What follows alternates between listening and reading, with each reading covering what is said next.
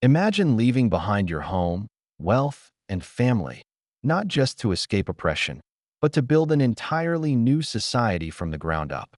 This was the reality of the Hijra to Medina. Migration was not an end.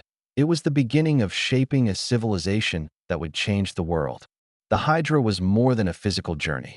It symbolized the transition from years of persecution in Mecca to the responsibility of creating a new Islamic society in Medina. Every Muslim who was able was expected to contribute, not only to secure their own safety, but to strengthen this emerging community under the leadership of the Prophet Muhammad.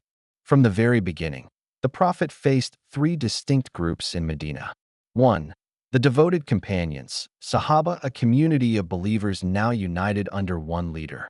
In Mecca, they were scattered, oppressed, and powerless. But in Medina, authority rested in their own hands for the first time.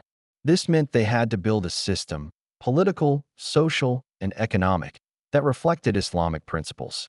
2. The native polytheists, the old Arab tribes of Medina who had not yet accepted Islam, carrying long histories of rivalry and enmity. 3. The Jewish tribes, established communities with their own influence, wealth, and alliances. For the Muslims, the environment was completely different from Mecca. In Mecca, the focus was on spiritual training, strengthening faith, and teaching morality. They had no power, no system, and no ability to form a society. But in Medina, the stage was set for laws, governance, economics, warfare, and diplomacy.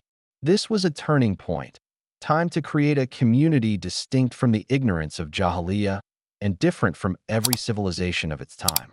Yet, challenges arose immediately. The Ansar were settled people with homes and wealth, but burdened by tribal feuds. On the other hand, the Muhajirin had left everything behind in Mecca. They arrived in Medina with no houses, no businesses, and no wealth, relying entirely on their faith and the brotherhood extended to them. The influx of these refugees strained Medina's limited resources. Its economy was small, dependent on agriculture and modest trade. Now, with waves of newcomers, balance collapsed. To make things worse, Islam's enemies imposed a near-economic blockade, cutting off imports and trade routes.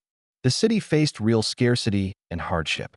Still, the Hijra marked the birth of a society built on brotherhood, sacrifice, and faith.